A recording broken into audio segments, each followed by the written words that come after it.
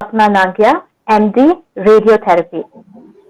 Dr. Sapna is a senior consultant and lead head, neck, breast at Polo Proton Cancer Center, South and Southeast Asia's first proton therapy facility. Dr. Sapna trained at the Armed Forces Medical College in Pune and served the Army Medical Corps of the Indian Army for 5 years. Following this, she trained at the Sanjay Gandhi Postgraduate Institute at Lucknow and has been in the field of oncology for more than 27 years. She has been an early adopter of advanced radiation techniques and was among the initiators of IMRT in India in 2002 to 2003. She has been instrumental in setting up modern radiotherapy facilities across a number of cancer centers in New Delhi, National Capital Region. She is a member of professional societies representing Indian, American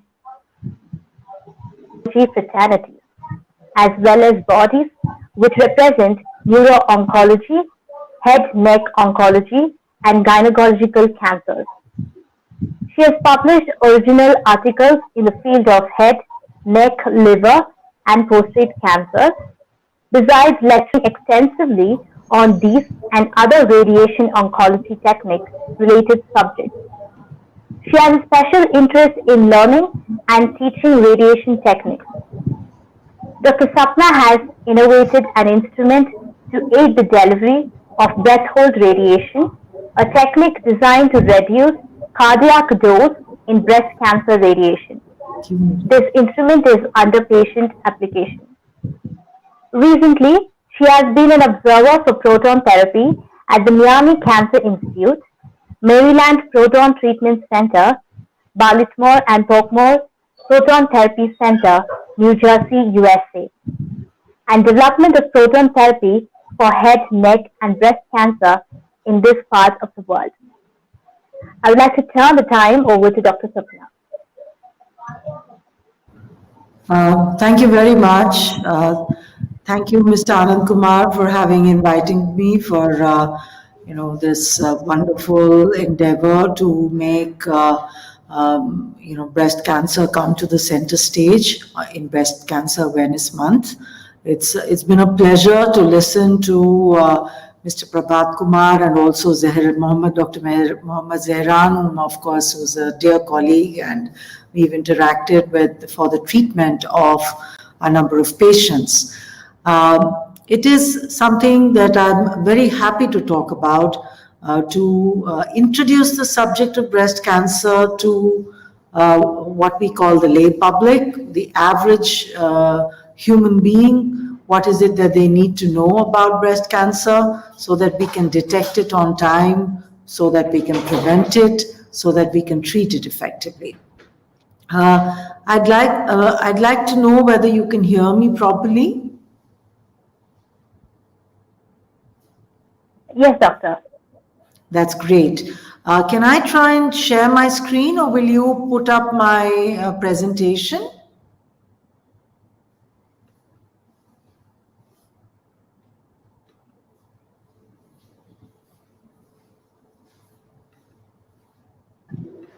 You sent that, doctor? Yes, yes. I have sent it. We didn't receive anyone.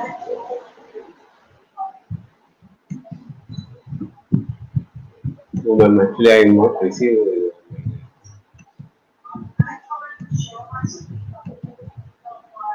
No, not yet, ma'am.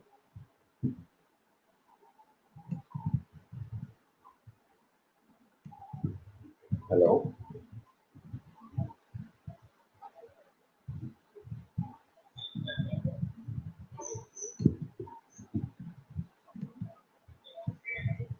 Hello? Doctor? You've lost me. Can you? No. Yeah, actually we didn't receive your mail, ma'am. No, I have sent it to indiaturnspink@gmail.com, and I've also sent it to India. Yeah, there is no mail.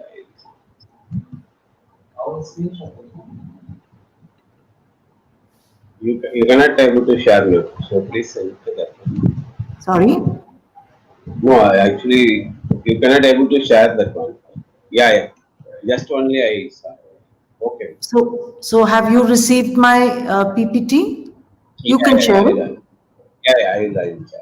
Yeah. So in the meantime, while you're sharing it, I'll start off with what I have to say. So firstly, we must understand what cancer is, and basically, what cancer is our own body cells going rogue. And the word, of course, is the ancient Greek word for crab, and the Yes. ancient Greeks recognized the fact that this disease had tentacles, it had the ability to spread into the surrounding tissues, and that is why they named it crab or cancer. And what is it that actually happens in cancer? Uh,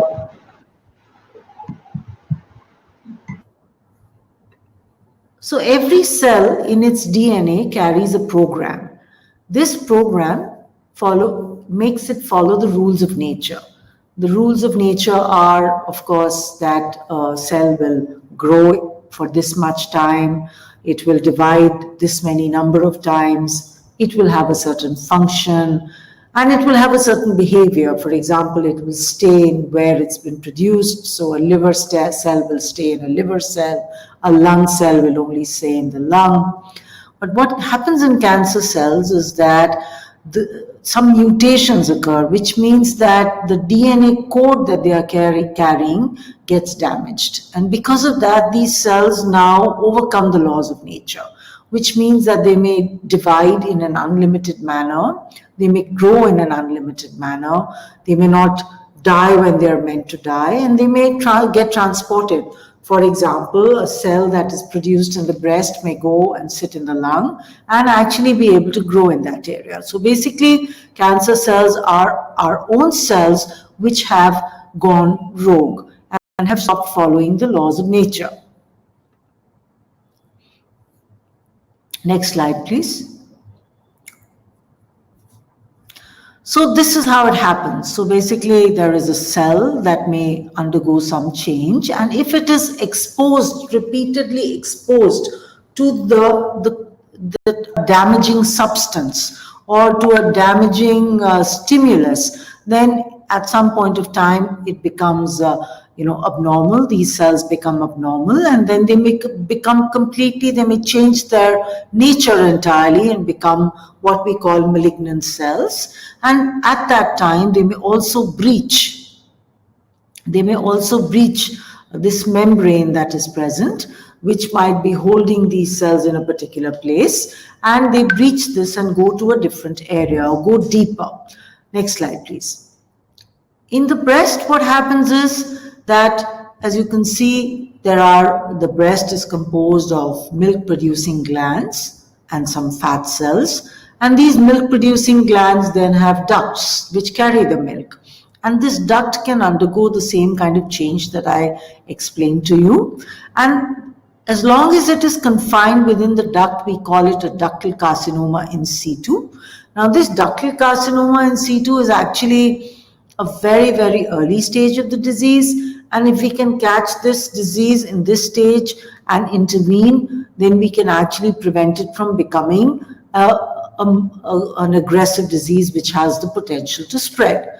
However, when this disease breaches the membrane, it becomes what we call an invasive ductal carcinoma.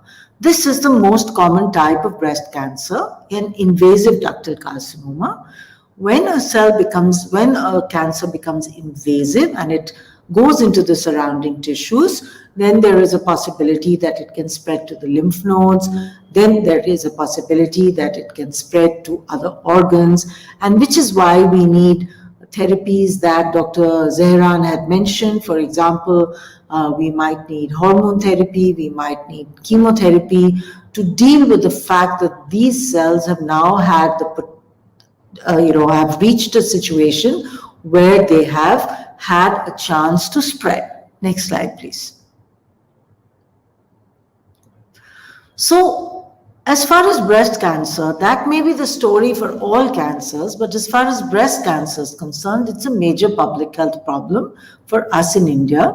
And as you will see in the subsequent few slides, it is the most common cancer in Indian women. At one point of time, it was the second most common cancer. However, now it is actually the most common cancer in India and the most common cancer in Indian women.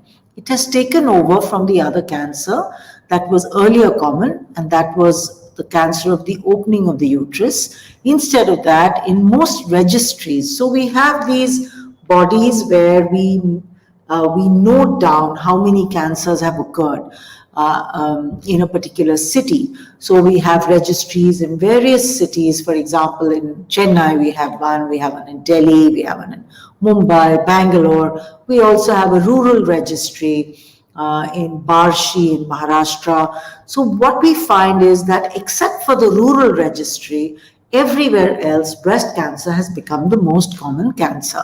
Next slide, please. Why is that? Why is it that breast cancer has become the most common cancer? So for that, we must understand that the most common cause of having a breast cancer is uninterrupted exposure to estrogen. So which means, basically in the menstrual cycle, there is a phase where there is estrogen and then there is progesterone. This estrogenic state is interrupted when a lady becomes pregnant, because pregnancy, especially in the latter part, is a high progestogenic state, and there is no estrogen, there's very little estrogen in the body at that time. Even when a lady is breastfeeding, that is also a progestogenic stage, and there is less amount of estrogen in the body, and that is what is protective for breast cancer.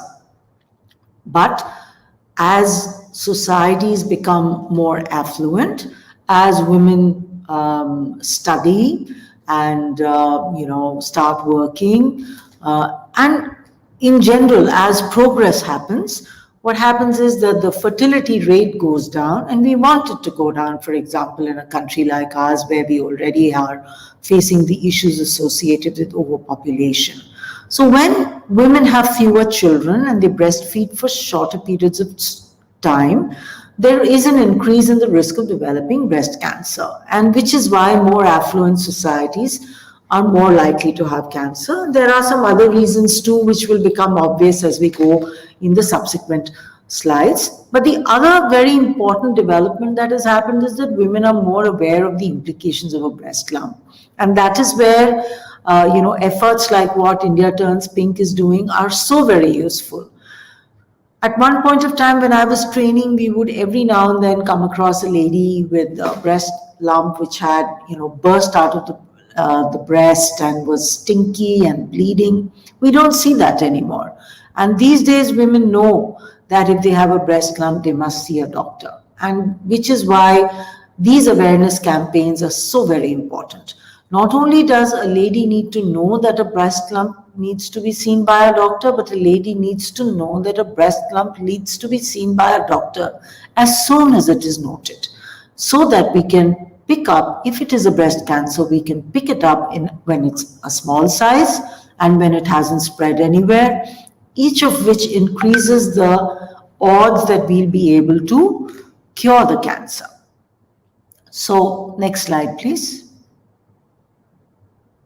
So this is the story, as I said. We are seeing a rising trend. This is across various registries, Bangalore, Bhopal, Chennai, Delhi. We are seeing that as the years are going by, we are seeing a higher number of breast cancer patients. Barshi is the only registry, the rural registry, where the breast cancer rates are less. And this is breast cancer and then the next most common cancer. So this is why it is an important thing for us in India. Next slide, please. And this is the peak. So at 70, 74 and at 50, 54, we see two peaks. But what is important to note is that even young women may have cancer. And that is something that we see more often in India than elsewhere, simply because we also have a higher proportion of younger people in our country. The highest proportion number is in Delhi, and then following that is in Chennai. In the breast cancer, the incidence age-adjusted incidence is the highest in Delhi and then Chennai. Next slide, please.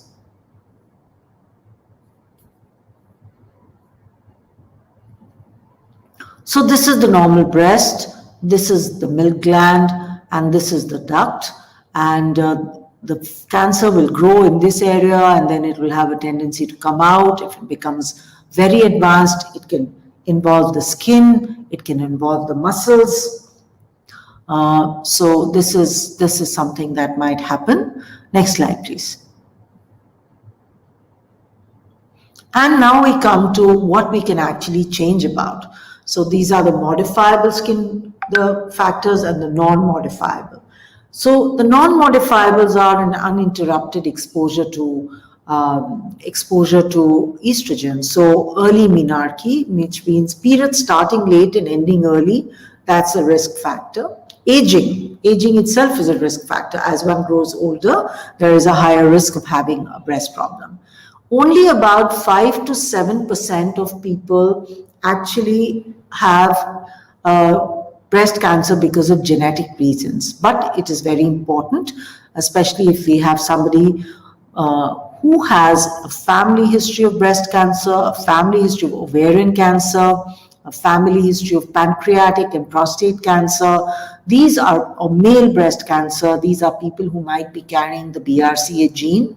There are a few other genes also. I've got an asterisk here to be able to, excuse me, say that it's not that these people who have genetic risk will definitely have cancer.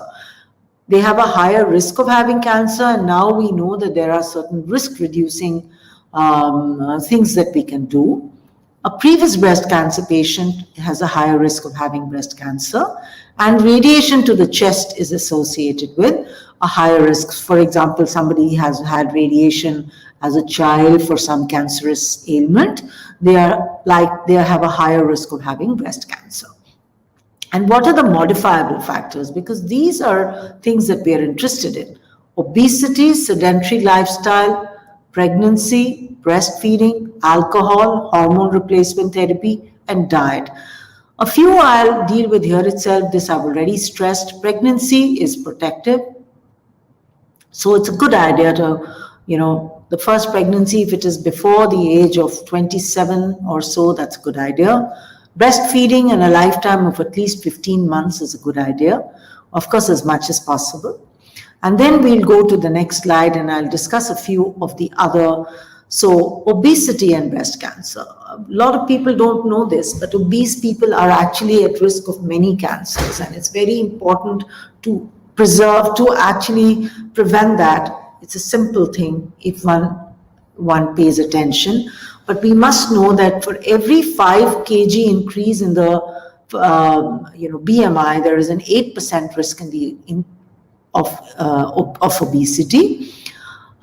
This is especially for postmenopausal women and for a certain kind of premenopausal cancer called triple-negative breast cancer. This is because the fat cells actually continue to produce female hormones, estrogens, and also they produce some inflammatory substances which are known to cause breast cancer. Also, people who are obese are more likely to fail treatment and they are likely to have a poorer survival. So it's very important for breast cancer patients to make sure that they don't, sometimes they gain weight during chemotherapy. So it's very important for them to focus on losing weight. So we must also know that normal body weight also protects against colon, gallbladder, esophageal and endometrial cancer. Next, please. Exercise prevents cancer. It's very important. This is something that we must know. How much exercise? 70 minutes of vigorous or 140-50 minutes of moderate exercise per week. So if you're walking for half an hour every day, 5 days a week. If you're doing aerobics or swimming or gymming, then maybe like 2 40-minute sessions in a week will also do, or 3 30-minute sessions in a week will also do. And this reduces the risk of cancer by 12 to 20%. Next, please. Diet and cancer. So a diet which is low in fat reduces the risk of cancer by about 20%. A diet which is rich in green leafy colored vegetables and fruits is possibly protective. A diet which is rich, which is less refined, which has more whole grains and whole lentils, etc., more fiber, is possibly protective for breast cancer. So this is something that we must know. The other thing is hormone replacement therapy is known. So for when postmenopausal women take hormone replacement therapy, especially if it contains estrogen and progesterone, there is a risk of developing breast cancer. So the modifiable factors are something that we must be aware of and we must pay attention to. Now, how do we, so this was about preventing, how do we make our lifestyle such that we can prevent cancer. Now we come to screening. Next, please. So what is screening? Screening is basically, next slide, please.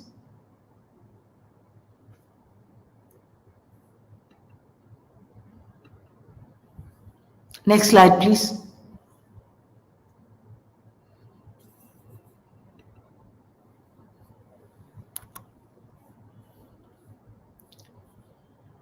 Next slide, please.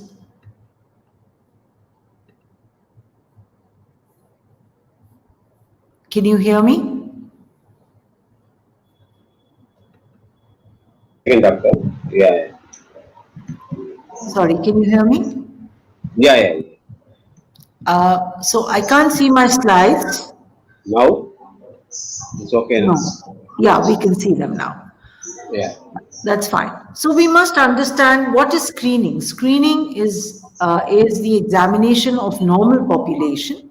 Screening is the examination of normal population to pick up a disease in an earlier stage so that we can treat it more effectively. That per se is screening. Examination of normal people, of high-risk people, to detect a disease before it has become clinically obvious. And we know that in breast cancer that we have a very effective tool that is called a mammogram, which is a soft X-ray.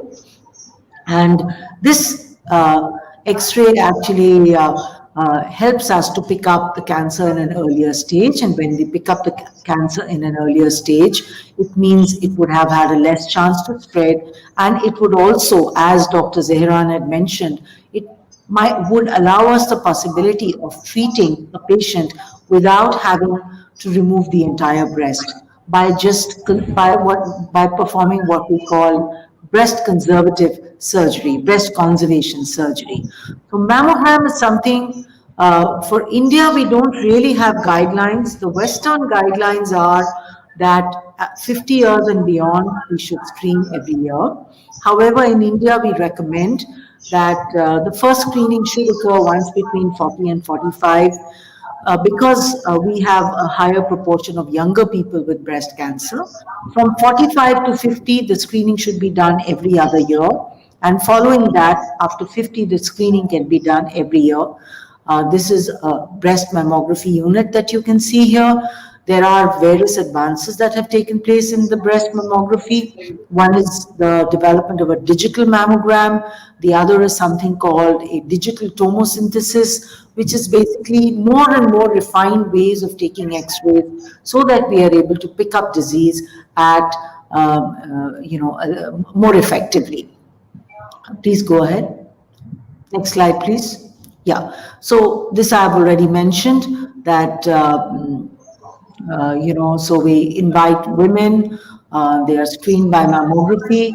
Very often we will do an ultrasound correlation, a clinical breast examination. If something abnormal is noted, then a biopsy or a cytology is performed. Next slide, please. It is very important for, I think we missed a slide on top, which is on clinical breast examination. 2 slides before that. 2 slides before that. Yeah, that one. So in India, it's very important for us. In the Western world, there are some controversies about whether breast examination, self-breast examination should be done or not. But in India, we are quite clear. All our population does not have access to mammograms, and therefore they must learn how to do a self-breast examination. The best time to do a self-breast examination is 3 or 4 days after the periods have gotten over. If the lady is postmenopausal, she must fix a date and do on a particular day every month. It should be done. There are 2, 3 components to it. One is inspection, when the lady stands in front of the mirror and looks at the breast and then raises her hand again and sees if there is any dimpling of the skin. Then second stage is palpation, where she palpates the breast with the flat of the hand against the chest wall. There are 2 ways. She can either do it circumferentially, or she can divide the breast into 5 to 4 quadrants, as well as the underarm and then under the nipple, and she feels for any lump. She also does this exercise once in the bath using soap when she has soaped herself, because the sensitivity is better. Next slide, please. Next, please. Yeah. So God forbid if there is cancer, and of course Dr. Zehran has explained that in great detail, and Mr. Prabhat had also mentioned about the importance of survivor groups. So what I want to say here is that marshal resources. I mean, don't think that the treatment is only surgery, chemotherapy, radiotherapy. No. We must also be aware that the treatment should be done in a facility where there is access to, good multi-speciality support, intensive care, a holistic approach where dietetics, physiotherapy, psychotherapy is being looked at. It's good to talk to other people who have walked that same journey. And it's also very important that family and friends rally around the patient in what is a very difficult time for her. I must also say that breast cancer is not only her. For every 100 women who have breast cancer, there is 1 man who may also develop breast cancer. The treatment remains the same. And if men have breast cancer, we must check even more carefully for BRCA gene positivity, which is a kind of a genetic marker, where people have a risk of developing cancer, which may vary from 40 to 60% chance of developing breast cancer. Next slide, please. So, as I said, there's a whole lot of stuff that we have to pay attention to: supportive care, investigations, surgery, radiation oncology, medical oncology, multidisciplinary backup, genetic counseling. If somebody we have a risk of a familial breast cancer, because then there may be discussions about whether we need to address the other breast, whether we need to look at the ovaries, whether we need to look at other family members such as sisters, mothers, nieces, daughters, and supportive care. So lymphedema prevention, psychological counseling, dietetic support, an all-round approach is needed when treating these patients. Next, please.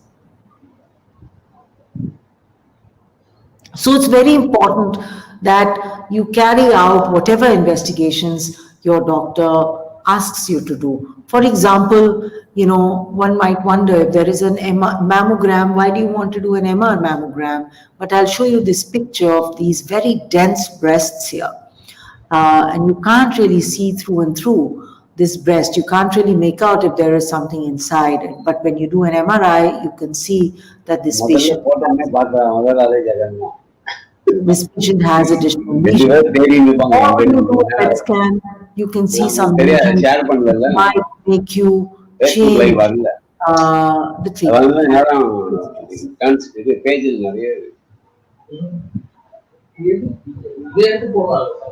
So what are the other lifestyle changes that we must make after diagnosis of breast cancer? One of them is smoking. So smoking can affect the breast cancer outcome in a negative manner. That's something we need to know. Next, please.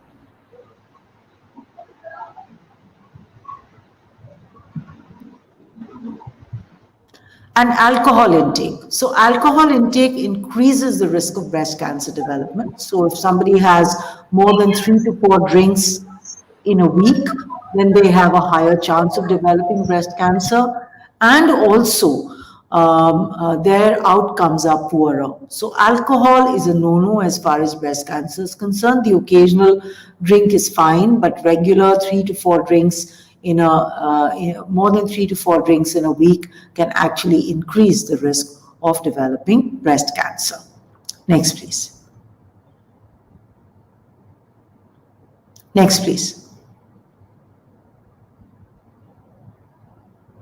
So a little bit about proton therapy, which is a new therapy that has recently become available. Of course, Dr. Zehran had briefly touched upon it. This is the Apollo Proton Cancer Center. I just want to tell you that this is, it's a wonderful opportunity for us to be working here. This is the only proton center in this part of the world. And the closest center is in China, in the east, and in the Czech Republic in the west. And we're really, privileged. And also, of course, we have a great sense of responsibility that we are bringing this technology to India. It has a role in breast cancer. It has, of course, a role in many other cancers. It has a role in the treatment of children, in the treatment of brain tumors, head neck cancers, lung cancers, esophageal cancers, liver cancers, and also I would like to tell you a little bit about what it does in breast cancer. Next, please. So this I've already told you that we are the only facility in this part of the world. Next, please. So I think this slide, I'll just explain to you what this is. This is the way normal radiation goes. If the tumor is here, it will go through and through. The radiation will go through and through and go beyond the tumor. But proton therapy, wherever we want it to stop, it stops right there, nothing goes beyond. And because of that, we are able to spare some tissues that may be lying very close to the tumor. And that allows us to treat the tumor safely without damaging normal structures. So next slide, please. And this is what it does in breast cancer. So let me just explain this diagram to you a little bit. This is a CT scan, which means that this is a slice through the chest, which is showing us both the breasts, the heart, the lungs. This is the way radiation is given normally, which means that we want to treat the breast, which is in yellow, but a lot of unnecessary dose, the unnecessary dose being the green, the pink, and the blue, is going to areas where we don't want it to go. So it is going to the opposite breast, it's going to the heart, it's going to the lungs. With proton therapy, the radiation remains in the area where we want to give it, and no radiation actually goes into the very little, minuscule amount of radiation goes into the lung, goes into the opposite breast. And this becomes very useful.